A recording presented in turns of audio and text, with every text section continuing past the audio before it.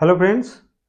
तो आज हम अपनी इस वीडियो में डिस्कस करने जा रहे हैं बेसिकली सिंड्रोम्स के बारे में ना। तो ये आपको लास्ट में एनसीईआरटी के अंदर ये कई सारे सिंड्रोम के नाम उन्होंने दे रखा है और इसके बारे में बेसिक वो एक क्वेश्चन मतलब बहुत ठीक है ना, आराम से हो जाने वाला। बट यहाँ पे क्या है कि आपको उसका मैकेनिज्म थोड़ा सा पता होना चाहिए। देखिए ठीक है ना, कभी कभी वो मतलब बच्चे क्या करते हैं, लास्ट में एग्जॉस्ट हो जाते हैं, बहुत मेमोरी लगाते हैं और उसके बाद भी ये डर हमेशा बना रहता है कि सर गलत हो सकता है। तो कुछ बातों को हमें क्या करना पड़ेगा, याद रखना पड़ेगा। और कुछ इसमें बेसिक टर्म वो इस्तेमाल करते हैं, उसका क्या मतलब होता है उसका हमें मतलब सीखना है। तो देखिए बारी बारी से ना, यहाँ यहाँ पे लिखा है ह्यूमन है 46 क्रोमोसोम। तो ये बात तो कह रहे हैं अब तो जग जाहिर है सर, इंसानों के पास कितना क्रोमोसोम का नंबर होता है? 46। 46 में से 44 ऑटोसोम होते हैं और 2 सेक्स क्रोमोसोम होते हैं। अगर फीमेल हुई तो फीमेल के पास सेक्स क्रोमोसोम दोनों एक्स के फॉर्म में होता है, यानी 44 प्लस एक्स एक्स। अगर मेल इंडिविजुअल होगा तो 44 ऑटोसोम के साथ एक एक्स क्रोमोसोम होगा और एक वाई क्रोमोसोम होगा। यहां तक सही है, ये तो नॉर्मल बात है। ठीक है। अब ये कह रहे हैं कि सर जी जो नॉर्मल आपने बात करी है इसके अलावा कोई और कॉम्बिनेशन बने, ठीक है ना, फिर वो अपने अंदर दुनिया भर के सिम्टम लेके आता है। और ठीक है, तो उसी को हम लोग बेसिकली नाम देते हैं सिंड्रोम्स। तो सिंड्रोम का मतलब होता है group of symptom, group of symptom, यानी कई सारे लक्षण उस इंडिविजुअल में एक साथ दिखाई देंगे, सिम्टम। ठीक है ना। अब आगे क्या लिखा है देखिए, disjunction means normal separation of chromosome. अच्छा, ऊपर एक चीज और लिखा है, this number deviates. This number मतलब कह रहे हैं कि वो 46, वो 46 घट के सर 45 हो जाए, या वो 46 बढ़ के कितना हो जाए, 47 हो जाए। ठीक है ना, दोनों कंडीशन पॉसिबल है। अच्छा सोचिए, अब ये नंबर अगर आप सोच रहे हैं ना, तो नंबर में सर ऑटोसोम भी गड़बड़ हो सकता है और सेक्स क्रोमोसोम भी गड़बड़ हो सकता है। ठीक है ना, उसी को हमें यहाँ पे क्या करना है, जस्टिफाई करना है। तो लिख रखे हैं यहाँ पे, this number deviates because of non disjunction. ये बहुत इंपॉर्टेंट टर्म है इसके अंदर। ठीक है, इसको हम लोग बात करेंगे, ठीक है, इसके बारे में डिटेल में। तो एक टर्म आया हमारे पास नॉन डिसजंक्शन। तो नॉन डिसजंक्शन को सीखने से पहले ऐसा लगता है सर कि हमें डिसजंक्शन क्या होता है वो पता होना चाहिए। अगर आप डिसजंक्शन के बारे में आइडिया लगा ले जाएंगे तो नॉन डिसजंक्शन का आपको खुद ब खुद आइडिया लगना शुरू हो जाएगा। ठीक है ना, तो ये बेसिक बात हो गई। तो पूछा जाएगा कि ये सिंड्रोम होने की वजह, बेसिक वजह क्या होती है, तो क्या बताना है सर, यही लिख के आएगा। ठीक है ना, कि sir due to non disjunction of chromosome. यहाँ पे क्या लिख रहा है, disjunction means normal separation of chromosome. तो नॉर्मली क्रोमोसोम को जैसे सेपरेट होना चाहिए, जैसे सेपरेट होना चाहिए, अगर वो वैसे ही सेपरेट हो रहे हैं तो हम कह रहे हैं कि सर क्रोमोसोम का क्या हो रहा है, डिसजंक्शन हो रहा है। और non disjunction means failure of normal separation of chromosome. मतलब क्या हुआ कि सर नॉर्मली क्रोमोसोम जैसे सेपरेट होते हैं, या जैसे उनको, जैसे क्रोमोसोम्स को सेपरेट होना चाहिए वे वैसे सेपरेट नहीं होते हैं, तो उस कंडीशन को हम लोग क्या नाम देते हैं, नॉन डिसजंक्शन। देखिए लिख क्या आएगा, आपसे कहेगा कि सर ये क्लाइनफेल्टर सिंड्रोम की वजह क्या है, उसके अंदर ये लाइन लिख के आएगी, ड्यू टू नॉन डिसजंक्शन और failure of normal separation of chromosome. ठीक है ना। तो अब यहाँ पे हम पहले ये जाने कि सर नॉर्मल सेपरेशन क्या हो सकता है, उसके बाद देखेंगे कि सर एबनॉर्मेलिटी क्या हो सकती है।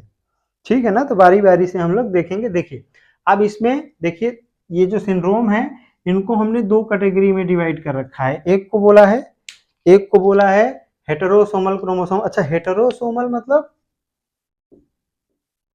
Sex chromosome, X and Y से कह रहे हैं कि इनका रिलेशन हो सकता है। तो इस कैटेगरी में आता है हमारा क्लाइनफेल्टर सिंड्रोम, टर्नर, बोलिए, Klinefelter syndrome, Turner syndrome and Jacob syndrome. उसके बाद ऑटोसोमल सिंड्रोम में कौन कौन आता है हमारे पास?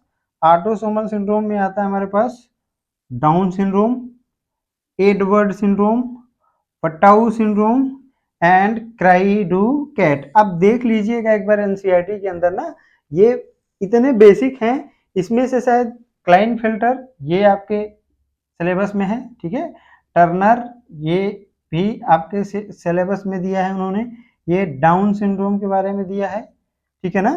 तो ये कम से कम ये जितने हैं इनके बारे में हमें आइडिया होना चाहिए। तो ये कभी कभी आप क्वेश्चन बैंक की प्रैक्टिस करेंगे, ठीक है ना, ये बहुत बेसिक बातें हैं, तो वो आराम से हमको क्या हो जाएगा, हमको सर याद हो जाएगा, ठीक है ना, कोई दिक्कत नहीं है। यानी कह रहे सिंड्रोम कितने टाइप के होते हैं? सिंड्रोम अगर एसोसिएटेड हैं सेक्स क्रोमोसोम से तो उसको हम लोग नाम देते हैं हेटेरोसोमल सिंड्रोम। अगर सिंड्रोम एसोसिएटेड हैं ऑटोसोम से तो उसको नाम देते हैं ऑटोसोमल सिंड्रोम। ऑटोसोमल सिंड्रोम के अंदर कौन कौन सा सिंड्रोम आएगा सर? ऑटोसोमल सिंड्रोम में Down syndrome, Edward syndrome, Patau syndrome and cri du cat, ठीक है ना, कौन सा? क्राइडू कैट, ठीक है। तो ये अब इसमें हमें ये पता चल गया कि सर नॉन डिसजंक्शन ये क्या है, डिसजंक्शन क्या है। तो हम बारी बारी से डिसजंक्शन और नॉन डिसजंक्शन के बारे में यहाँ पे थोड़ा सा पता लगाएंगे। चलिए चलिए देखिए, अब जब सेल डिवीजन की स्टडी हम लोग करते हैं ना, तो वहां पे नॉर्मली होता क्या है। अब देखिए यहाँ पे हम बात करेंगे गैमेट फॉर्मेशन, किसके बारे में? जनरल बात किसके बारे में करना है? गैमेट फॉर्मेशन के बारे में। तो गैमेट फॉर्मेशन में ही कह रहे हैं ये सारी एबनॉर्मेलिटी होती हैं, ठीक है ना। तो उसमें हमें ध्यान देना है किसके बारे में? मियोसिस से रिलेट, इसको रिलेट करना है, ठीक है। तो मेरा ऐसा मानना है कि आपको थोड़ा सा मियोसिस का आइडिया होगा। तो यहाँ पे देखिए ये ऐसा कुछ हो रहा है, फिर देखिए ये कोई सेल है गैमेट बनाने जा रही है ये, ठीक है ना, ये सेल है क्योंकि गैमेट बनाने जा रही है। अब क्या होगा इसका, ये जब इसका क्रोमोसोम डुप्लीकेट करेगा तो ऐसा कुछ हो जाएगा, ये सिंगल क्रोमेटिड फॉर्म, ये डबल क्रोमेटिड फॉर्म। चलिए सर ठीक है। अच्छा हम लोग और क्या बोलते हैं, और क्या बोलते हैं कि सर मियोसिस वन के एंड में एक सेल बना लेती है दो सेल, एक सेल से कितना सेल बन जाता है हमारे पास? कुछ इस तरीके से, ठीक है ना। तो एक सेल डिवाइड कर जाता है at the end of meiosis one, at the end of meiosis one, one cell will be converted into two cell. अच्छा इसके पहले कह रहे हैं सर मियोसिस वन जो है इसके अंदर फर्दर सब स्टेजेस होते हैं, जैसे कि prophase one, metaphase one, metaphase one, anaphase one, anaphase one and telophase one. कौन कौन से? प्रोफेज, मेटाफेज, एनाफेज, टेलोफेज, ठीक है ना। ये प्रोफेज वन के अंदर हमें पता है सर यहाँ पे क्रॉसिंग ओवर वगैरह कंप्लीट हो जाता है, वो हमारा यहाँ का पॉइंट नहीं है, ठीक है ना, तो उस पर हमें बहुत ज्यादा ये जोर नहीं देना। देखिए मेटाफेज वन के अंदर क्या होता है ना, ये जो क्रोमोसोम है ये पेयर्ड फॉर्म में कुछ इस तरीके से लगते हैं। देखिए मान लेते हैं थोड़ी देर के लिए कि ये फर्स्ट पेयर, ये सर ये सेकेंड पेयर, ठीक है, और इसी तरीके से फर्स्ट सेकेंड नीचे थर्ड फोर्थ, ठीक है, इस तरीके से इनका अरेंजमेंट होगा। तो अब इसको होता क्या है कि एक साइड ये सेंट्रियोल और ये इधर का सेंट्रियोल, ये क्या करता है सेंट्रियोल कि इधर वालों को, मतलब अगर हम अपना अपना कह रहे हैं कि लेफ्ट बोले ना, तो इधर वाले जो क्रोमोसोम हैं उनको, ठीक है, ये कह रहे हैं कि सर ये लेफ्ट साइड में, इसको हम, हमारा राइट है ना तो हम अपने राइट में बोल रहे हैं कि इसको कहाँ लेके जाएंगे, ये राइट में, ये देखिए काइनेटोकोर बना रखा है हमने, ठीक है ना। तो मतलब बेटा फेज 1 में क्या होता है, सारे के सारे जो क्रोमोसोम पेयर्ड फॉर्म में होते हैं वो एक एक कह रहे हैं कि एक लाइन में अरेंज होते हैं, जिसको हम लोग कभी कभी मेटाफेज प्लेट के नाम से भी जानते हैं, या इस घटना को कांग्रेशन भी बोलते हैं। क्या बोलते हैं? कांग्रेशन। अच्छा, कांग्रेशन का मतलब होता है इकट्ठा होना। कांग्रेशन जो टर्म है वो बेसिकली आया है कांग्रेस से। कांग्रेस का मतलब होता है टू यूनाइट, इकट्ठा होना, ठीक है ना। तो यहाँ पे क्या होता है कि मेटाफेज 1 के अंदर, अब ऐसे सोचिए कि ये जो गैमेट बनाने वाली सेल है ना, तो इसमें हमने 2 बनाया है, या हम बोले कि हाँ 2 बनाया है, तो और कितने होंगे सर? 21 और होंगे, 21 और भी होंगे। समझिए बात को। तो होता क्या है लास्ट में कि एक साइड के, ऐसे देखिए इसको हिंदी में लिख रहे हैं, एक साइड के 23 एक साइड में चले जाते हैं, और दूसरे साइड के 23 दूसरे साइड में चले जाते हैं। मेटाफेज पे स्पिंडल फाइबर लगता है, बोलिए। और एनाफेज में क्या होते हैं कि एनाफेज में इधर वाले 23, मतलब ऐसे ऐसे बोले सर, एक साइड मतलब यहां से ये वाले जो 23 हैं इधर वाले, ये इस साइड में, और इधर वाले जो 23 हैं वो इधर चले जाते हैं। बेसिकली इसी घटना को हम लोग बोलते हैं डिसजंक्शन। मतलब क्या हुआ कि जो जंक्शन यहाँ पे बना था, जंक्शन यहाँ पे, जंक्शन मतलब सब इकट्ठा हुए थे, ठीक है ना, पेयर फॉर्म में। वो जो जंक्शन बना था, वो जंक्शन क्या हो गया, यहाँ पे बिगड़ गया। तो इस घटना को हम लोग क्या नाम देते हैं? डिसजंक्शन। तो आपसे पूछा जाता है कभी कभी ना कि डिसजंक्शन प्रोसेस कहाँ होता है, तो क्या बोलना है सर? एनाफेज 1 में, मियोसिस 1 के एनाफेज 1 में होता है डिसजंक्शन। What is disjunction? तो डिसजंक्शन का मतलब होता है होमोलॉगस क्रोमोसोम का, होमोलॉगस क्रोमोसोम का सेपरेशन, यानी सेपरेशन ऑफ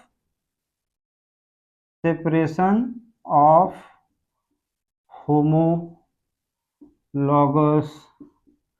क्रोमोसोम, यानी होमोलॉगस क्रोमोसोम का सेपरेशन होगा। तो 23 कह रहे हैं कि क्रोमोसोम एक साइड में, 23 दूसरे साइड में चले गए, ठीक है ना। ये नॉर्मल कहानी की बात हम कर रहे हैं। अब सोचिए कि यहाँ पे सर, यहाँ पे अगर हम ये मेल गैमेट बनाने की बात कर रहे होते, सोचिए अगर यहाँ पे मेल गैमेट फॉर्मेशन की, मतलब स्पर्मेटोजेनेसिस की स्टडी कर रहे होते, हम क्या बोलते कि सर देखिए, ये हमारे पास जो 2 सेल बनी है ना, 2 सेल बनी है, एक सेल में यहाँ पे क्या होगा, 22 ऑटोसोम के साथ एक एक्स क्रोमोसोम, और यहाँ 22 ऑटोसोम के साथ एक वाई क्रोमोसोम। ये कहने का मतलब है, मतलब एक सेल को कुल मिला के मिला कितना? 23। दूसरे सेल को कितना मिला? 23। ये क्रोमोसोम का नंबर है। लेकिन अभी भी ध्यान दीजिए, यहाँ पे कितने क्रोमेटिड कितने हैं? 2 क्रोमेटिड। क्रोमेटिड कितने हैं? क्रोमेटिड सर अभी कह रहे हैं कि डबल है। तो अब क्रोमेटिड को सेपरेट किया जाता है बेसिकली मियोसिस सेकेंड में, मतलब मियोसिस सेकेंड के एनाफेज सेकेंड में, मियोसिस सेकेंड के एनाफेज सेकेंड में सेंट्रोमियर टूटता है, यानी क्रोमोसोम का सेपरेशन आपसे पूछा जाता है। सर क्रोमोसोम का सेपरेशन कहाँ होता है? क्या बताना होता है सर? क्रोमोसोम का सेपरेशन मियोसिस सेकेंड के एनाफेज सेकेंड में होता है, जब सेंट्रोमियर, अच्छा सेंट्रोमियर टूटेगा, यहाँ से सेंट्रोमियर टूटेगा तो क्रोमेटिड क्या हो जाएंगे? अलग अलग हो जाएंगे, ठीक है ना। सेंट्रोमियर टूटेगा तो क्रोमेटिड यहाँ से अलग अलग हो जाएंगे। मतलब क्या हो गया कि ये जनरल बात हो गई, ठीक है ना। ये यहां तक आपको समझ में आया होगा कि सर ये मतलब होता है डिसजंक्शन का। अब ये कह रहे हैं कि ये जो डिसजंक्शन, मतलब नॉर्मल डिसजंक्शन था वो फेल हो गया, तो नॉर्मल डिसजंक्शन का फेल हो जाना कहलाता है नॉन डिसजंक्शन। नॉर्मल डिसजंक्शन का फेल होना कहलाता है, बोलिए क्या कहलाता है? नॉर्मल, मतलब नॉर्मल डिसजंक्शन का फेल होना कहलाता है नॉन डिसजंक्शन ऑफ क्रोमोसोम। अब नॉन डिसजंक्शन को थोड़ा सा हम और डिटेल में बात करने जा रहे हैं। देखिए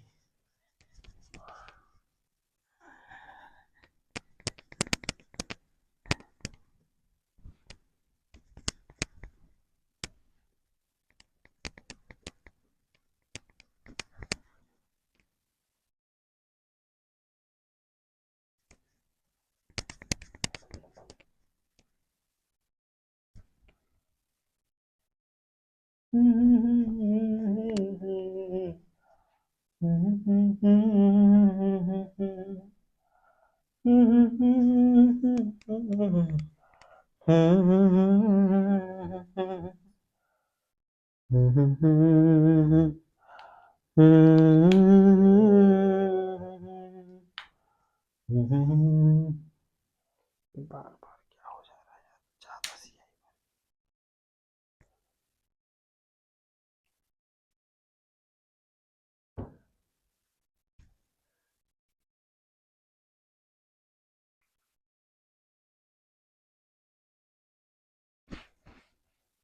चलिए अब यहाँ पे हमें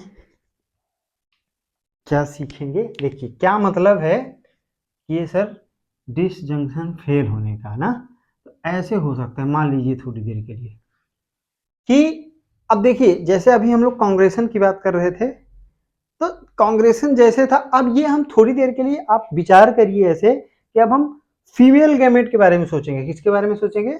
फीमेल गैमेट, मतलब सोच तो किसी के बारे में भी सकते हैं, लेकिन हम फीमेल गैमेट वाला केस आपको सिखाए दे रहे हैं। देखिए यहाँ पे जैसे ये कह रहे हैं कि सर ये एक क्रोमोसोम, ये दूसरा क्रोमोसोम का पेयर, ये तीसरा पेयर, ठीक है, एंड सो ऑन। तो ऐसे कितने ऑटोसोम होंगे?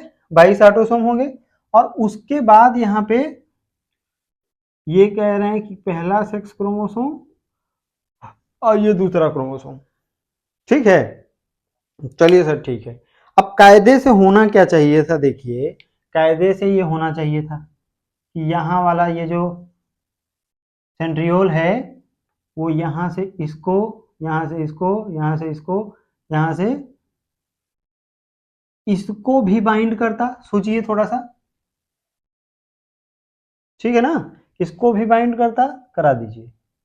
यहाँ वाला कह रहे हैं कि ये जो है इसको यहाँ से इसको बाइंड करता, यहाँ से इसको बाइंड करता, और यहाँ से इसको बाइंड करता। ये है हमारे पास, ये ध्यान रखना है, ये है एक्स क्रोमोसोम, एक्स क्रोमोसोम, ठीक है ना। तो इतनी कहानी कह रहे हैं कि अगर ये भी यहीं से बाइंड हो जाता तब तो फिर वो सर बराबर बराबर सेपरेट हो ही जाते। ऐसा होता नहीं है, ठीक है ना। अब होता क्या है, देखिए यहां से स्पिंडल फाइबर आता है, यहां से देखिए इस साइड से, और वो स्पिंडल फाइबर दूसरे एक्स को भी जोड़ लेता है, ठीक है। तो अब इस केस में देखिए जब आप इसको सेपरेट कराइएगा ना, सेपरेट कराएंगे, ये तो पता चल रहा है सर कि अब यहां बचा क्या, यहां इधर कह रहे हैं कि सर ये राइट साइड में हमको क्या मिलेगा? सोचिए, ये 22 ऑटोसोम मिलेगा, बिल्कुल मिलेगा सर, बोलिए। और यहां दूसरे साइड में क्या मिलेगा उसके बारे में थोड़ा सा विचार करिए। दूसरे साइड में 22 ऑटोसोम मिला, और एक एक्स क्रोमोसोम ना मिलके हमारे पास कितने क्रोमोसोम मिल गए? 2 एक्स क्रोमोसोम मिल गए। कितने क्रोमोसोम मिल गए? 2 एक्स क्रोमोसोम मिल गए। अगर 2 एक्स क्रोमोसोम मिलेंगे तो अब आप सोचिए कि ये जो अगर ये ओवम बनेगा जिस दिन, ठीक है ना, फीमेल गैमेट बनेगा, तो इसके अंदर क्रोमोसोम का नंबर कितना है? जोड़िए, ये नंबर है देखिए 22, 23, 24। और इसके पास क्या कहानी है? इसके पास सर खाली ऑटोसोम है और सेक्स क्रोमोसोम के नाम पे कुछ नहीं है, ठीक है ना। अब आप समझिए कि अगर इस फीमेल गैमेट को कोई नॉर्मल मेल गैमेट आके फ्यूज करता, तो नॉर्मल मेल गैमेट मतलब ये सर इसके पास ऐसा कुछ हो सकता है 22 ऑटोसोम, ठीक है ना। मेल गैमेट की बात करेंगे तो ये भी मेल गैमेट हो सकता है, ये भी कह रहे हैं कि मेल गैमेट हो सकता है, ठीक है ना। अच्छा, अब अगर आप इसको फ्यूज कराइए यहां से तो आपको रिजल्ट क्या मिलेगा। देखिए, दोनों को आप फ्यूज कराएंगे तो यहां से हमें ऐसा लगता है सर 44 ऑटोसोम और उसके साथ साथ एक्स एक्स वाई,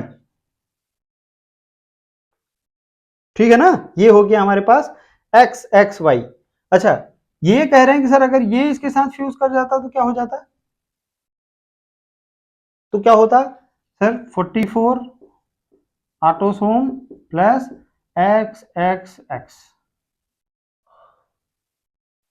तो ये वाला देखिए आपके सिलेबस में अभी हम डिस्कस करेंगे, उधर दिया है, ठीक है ना, क्लाइनफेल्टर सिंड्रोम के अंदर, ठीक है। तो ये तो एक्स में कह रहे हैं कि इस तरीके से गड़बड़ी हो सकती है। अब ऐसे सेम गड़बड़ी, ये तो सेक्स क्रोमोसोम वाले हो गए, अब ऑटोसोम पे भी तो सेम टाइप की गड़बड़ी हो सकती है। ऐसे ही स्पिंडल फाइबर सर एक साइड का ऑटोसोम ना पकड़ के वो इधर अपने साइड का ऑटोसोम पकड़े ही और दूसरे साइड का भी ऑटोसोम कह रहे हैं अगर पकड़ के खींच ले तो क्या होगा सर, एक तरफ ऑटोसोम बढ़ जाएगा, दूसरा जो गैमेट होगा उसमें ऑटोसोम घट जाएगा, तो ऑटोसोम के लेवल पे समस्या आनी शुरू हो जाएगी। यहां तक सही है। अब देखिए इतना सही है, तो अब पहला जो हमारे पास सिंड्रोम है इसका क्या नाम है, क्लाइनफेल्टर सिंड्रोम। अब जल्दी जल्दी इसको करेंगे, ठीक है ना। क्लाइनफेल्टर सिंड्रोम में क्या होता है कि यहाँ पे देखिए 44 ऑटोसोम, 44 ऑटोसोम के साथ देखिए एक्स एक्स वाई, यानी इस कंडीशन को बोलते हैं ट्राइसोमी इन एक्स क्रोमोसोम। मतलब क्या हो गया, यहां पे ट्राइसोमी का मतलब होता है 2n+1। क्या मतलब होता है, ट्राइसोमी का मतलब होता है 2n+1। मतलब जितनी कह रहे हैं प्लॉइडी थी उतनी तो है ही और एक एक्स्ट्रा क्रोमोसोम हो गया। तो देखिए ध्यान से, यहाँ पे क्या है 44 46 सॉरी 44 45 46 47, तो कितने हो गए, तो ये 2n मतलब 46 और +1 करेंगे तो कितना हो जाएगा ये 47। तो अब ये कह रहे हैं कि किसकी ट्राइसोमी होती है, तो ध्यान रखना है एक्स क्रोमोसोम, मतलब एडिशनल एक्स क्रोमोसोम यहाँ पे प्रेजेंट होगा, ठीक है। तो अब कह रहे हैं कि यहाँ पे ये जो ये होते कौन है, ये कह रहे हैं सर मेल होते हैं ना।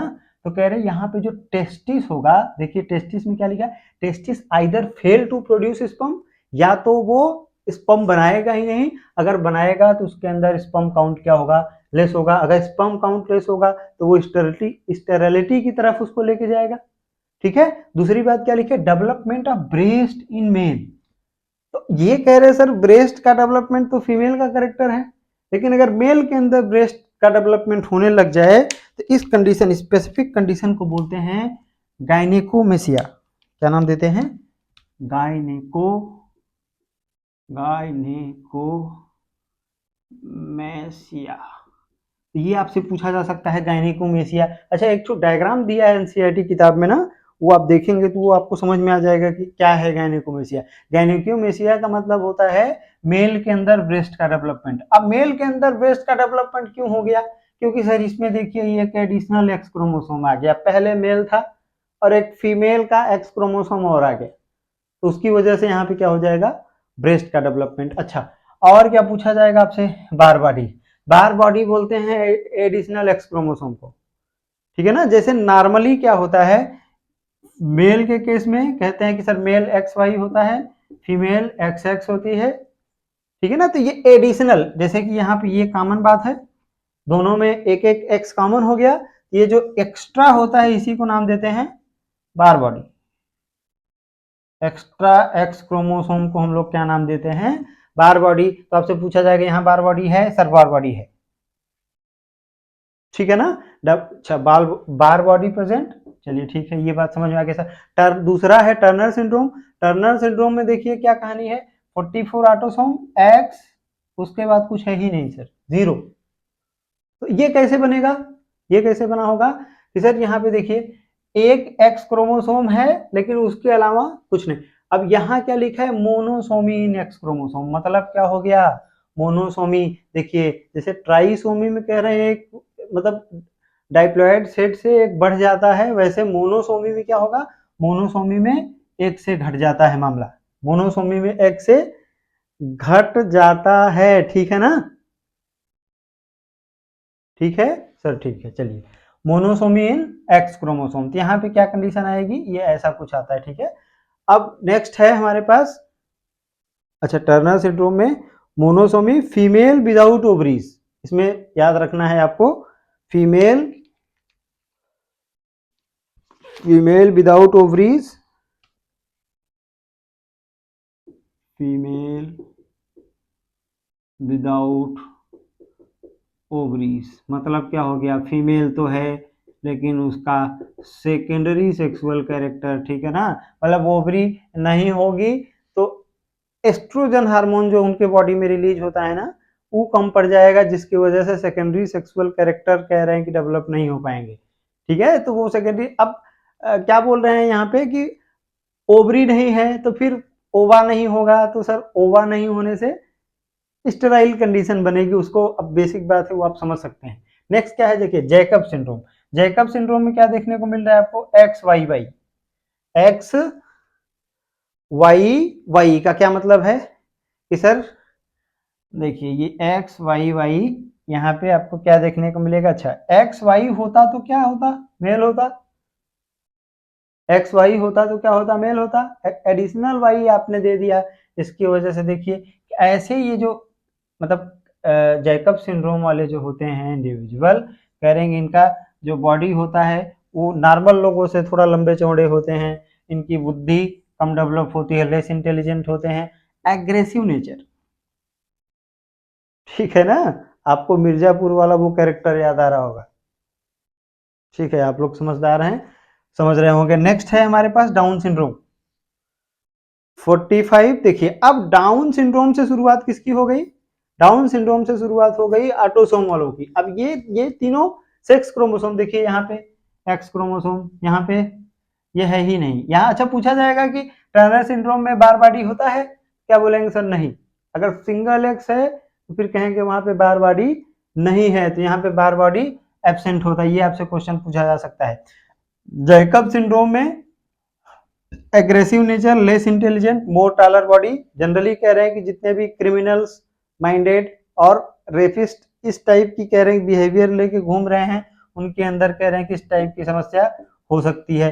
डाउन सिंड्रोम अगला है, देखिए यहाँ पे अगर आप ध्यान से देखेंगे तो हेटेरोसोम में कोई दिक्कत नहीं है सर, हेटेरोसोम में कोई दिक्कत नहीं है, ऑटोसोम एक बढ़ गया है, तो ट्राइसोमी एक बढ़ेगा, मतलब ट्राइसोमी कितना हो गया, देखिए यहाँ हेटेरोसोम में 2 और 45 ऑटोसोम, तो नंबर कितना हो गया 47, नंबर कितना हो गया 47, तो इसको बोलते हैं सर ट्राइसोमी। किसका ट्राइसोमी होता है, 21st का, ठीक है ना। यहाँ पे आपको क्या देखने को मिलता है, देखिए शॉर्ट स्टेचर्ड, मतलब लंबाई थोड़ा सा कमजोर हो जाएगी, मेंटली रिटार्डेड, दिमाग से कमजोर होगा बच्चा, mouth remain open and long hanging tongue, ठीक है ना, माउथ, अच्छा ठीक है ना, ये बात हो गई। नेक्स्ट है देखिए एडवर्ड सिंड्रोम। एडवर्ड सिंड्रोम कहाँ होता है, 18 का कह रहे हैं कि ट्राइसोमी, इसमें क्या देखने को मिलता है सर, डिफेक्टिव नर्वस सिस्टम, यहाँ पे नर्वस सिस्टम बुद्धि का बहुत अच्छे से कह रहे हैं कि डेवलपमेंट नहीं हो पाता है, बोलिए बुद्धि का बहुत अच्छे से डेवलपमेंट